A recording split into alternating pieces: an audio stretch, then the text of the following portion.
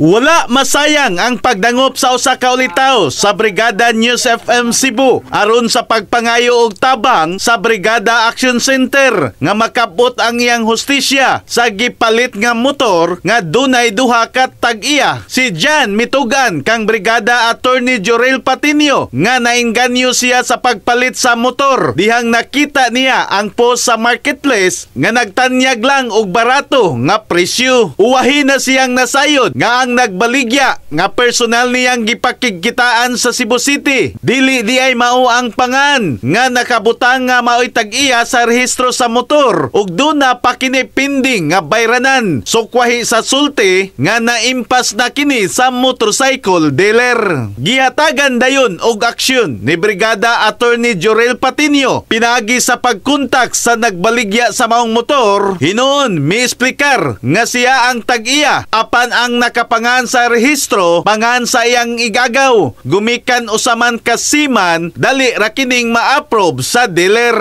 Hinuon mihatag og pizza nga magkita sila si Jan og ang nagbaligya sa motor nga nagpailang si RL aron masitol ang isyu sa duha ka kampo. Nagpasalamat dayon si Jan sa dinali ang tabang sa Brigada Action Center.